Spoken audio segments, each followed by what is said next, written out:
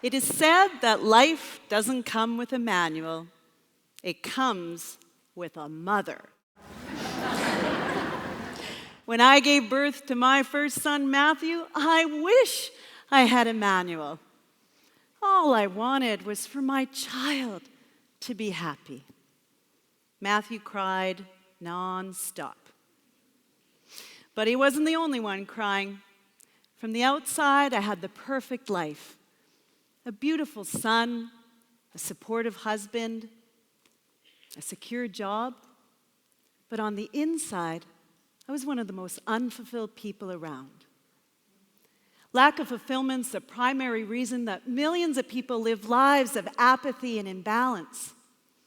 Unfulfilled people are often depressed, disengaged, and disconnected. That was me for over 15 years. See, when you're unfulfilled, you just want to escape reality. Your confidence sinks.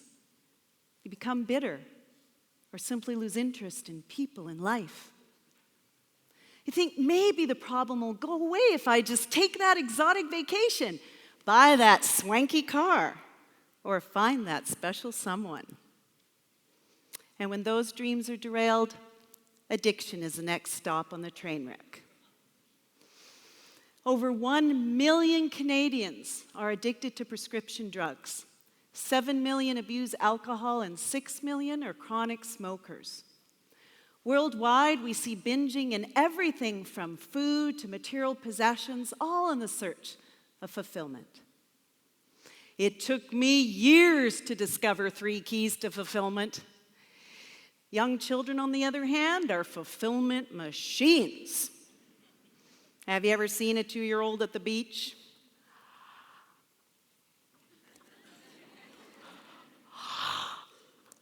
A rock! Adults are easy now. You got me in the eye last time. I was a born teacher. My mom tells me at the age of 3, I had an imaginary chalkboard and I'd gather all my friends to learn from me. And if their attention waned, I'd bribe them with special edition Oreo cookies.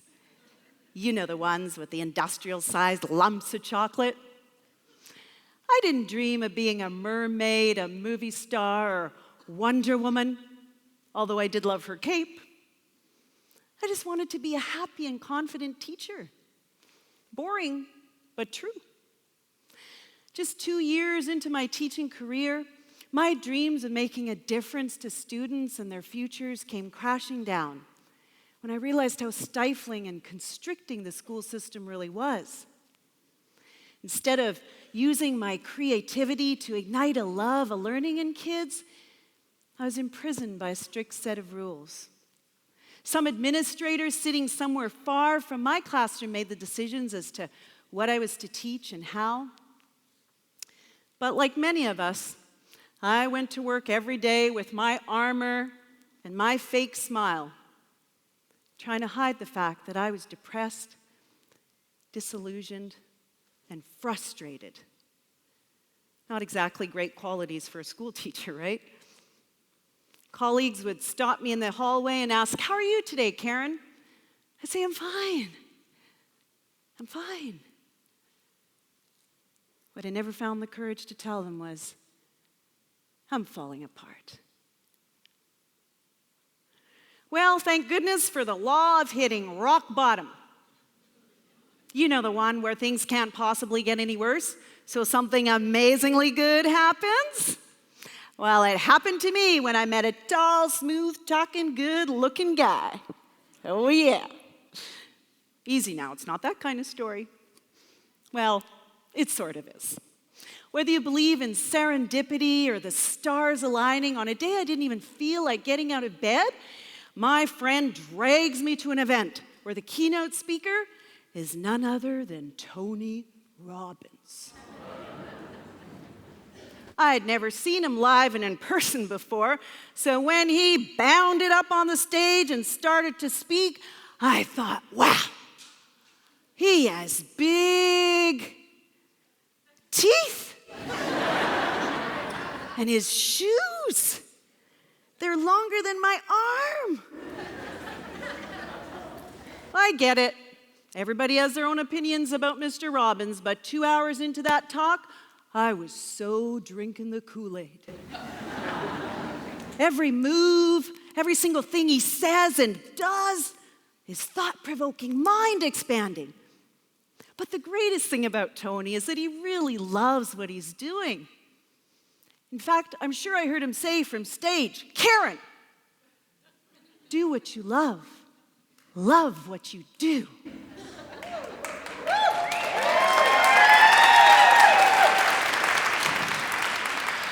All right, he didn't say Karen. But the impact of those words, "do what you love what you do," was life-changing. I knew I had just heard the first key to fulfillment. 8 years of feeling hopeless vanish. Instead, I'm feeling hopeful and alive. Well, I couldn't take Tony home with me that day. He's pretty big, and my husband certainly would have noticed. But I did take a good, hard look at my life. And not only did I not love what I was doing, I hated my job. There was no way I could have the freedom and creativity that I craved in the confines of a school system. I was done. I had a conversation with my husband. We both agreed there was only one choice. I resigned. Yes, job is dead and I'm alive and free, like Wonder Woman. But what next? Well, I desperately wanted to do something that I'd love. So I went on a journey of sorts. I meditated, I journaled, I looked at inspiring pictures, and one day I came across an old photo of me speaking at my college graduation.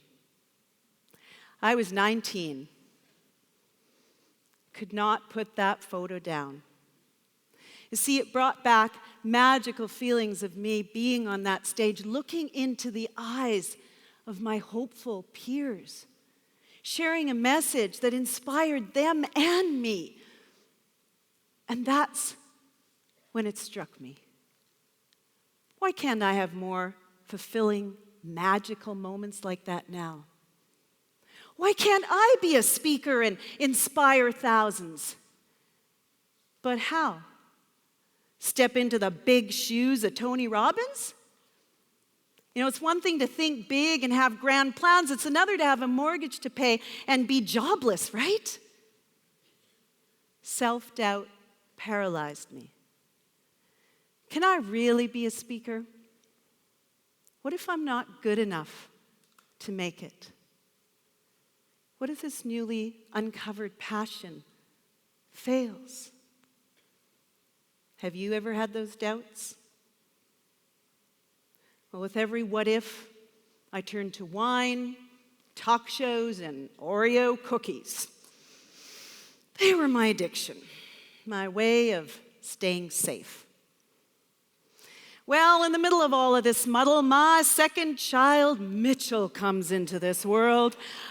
And well, he had the cutest, round, pinchable Buddha cheeks, wouldn't you agree? I was no closer to fulfillment than when his brother Matthew was born. But who do I turn to for help? Well, someone you know always has answers. Mom. My mom, she is no Tony Robbins, but a great source of wisdom nonetheless. When I'd share my troubles, she'd share her stories. Well, I often found that to be a mild source of irritation. This time, I listened. She sat me down at her kitchen table, and by the way, my mom's in the audience tonight. Thank you so much for your support all these years.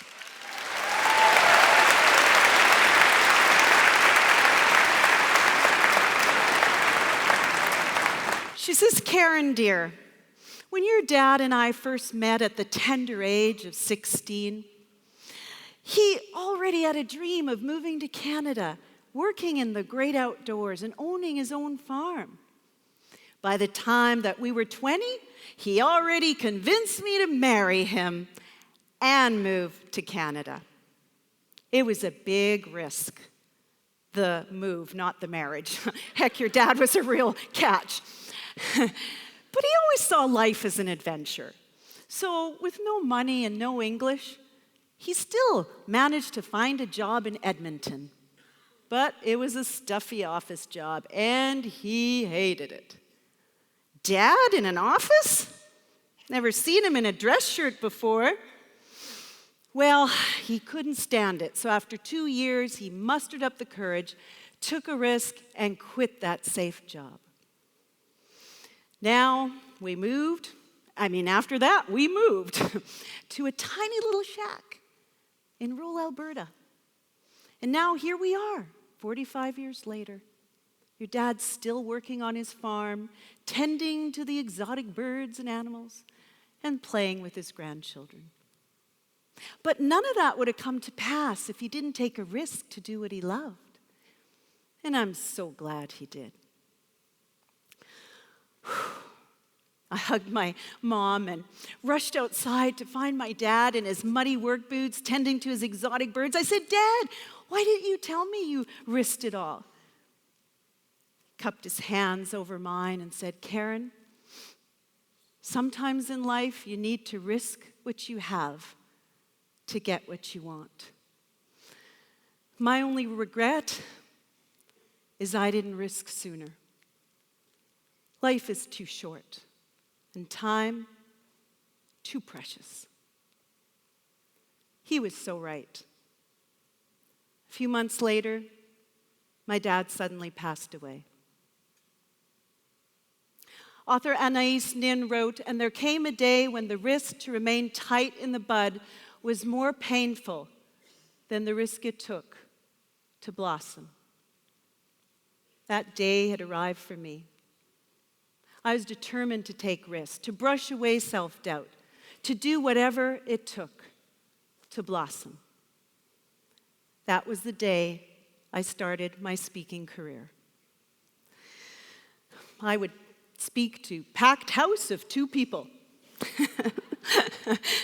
I'd get up on stage, totally mess up, and get right back on my feet the following week. My courage and confidence grew. I felt more joy, less fear. Life became an adventure instead of a prison. And surprise, surprise, Matthew starts smiling. And it's not just because he's sporting underwear on his head. And his baby brother, Mitchell, well, he's the laughing Buddha. Happy mommy, happy children, right? Well, thanks to my dad, I discovered a second key to fulfillment. Sometimes in life, you need to risk what you have to get what you want.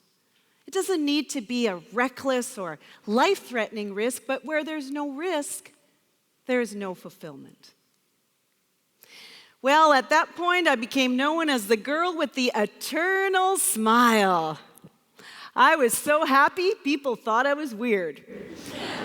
They wondered, what kind of Kool-Aid is she drinking now?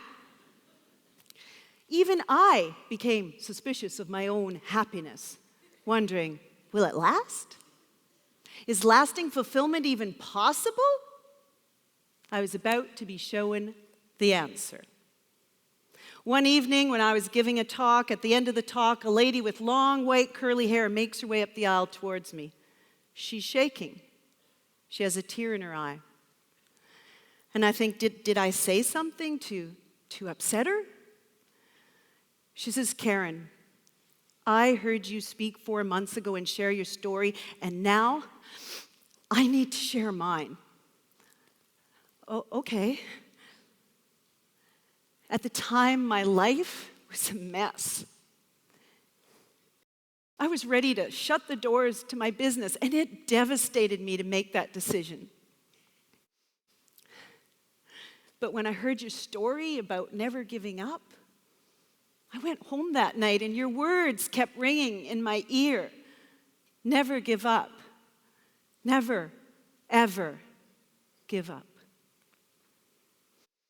So I made a decision, a commitment to myself that night to make things work.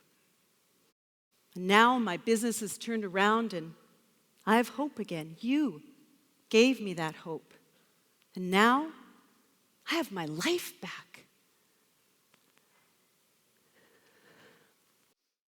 Pure joy erupted from every cell of my body, knowing that I could make even the smallest difference to the life of a complete stranger. And that joy lasted not only that day, but into the following weeks. I'd just been handed a third key to fulfillment. Do it for someone or something beyond yourself. Do it in service to others. You see, I was trying so hard for myself and my family, but her words made me think, how many more lives can be impacted by my serving others? Not just from the stage, but in all aspects of life. I started with small things like a smile for a stressed out waiter, dinner with a lonely friend, and fundraising for a local women's shelter. And with each act, my heart filled to the brim with joy, and my doubts were put to rest. Lasting fulfillment is possible, and it's found in serving others. Well, the strange thing was, the more I focused on serving others, the less self-doubt I experienced, and the more risks I took, and the more fulfilled I became. Look, I'm not saying I don't have down times. See me on a bad hair day and you'll know. Heck, even the Dalai Lama has bad hair days. Actually, he has no hair days. Fulfillment is a practice that definitely does take practice. But for the last 10 years, I do what I love, and I love what I do. Even that college photograph, I find that that's me now, speaking to audiences just like you. In July, I'll turn 50. I have more energy and zest for life than when I was 30. It's never too late to be fulfilled.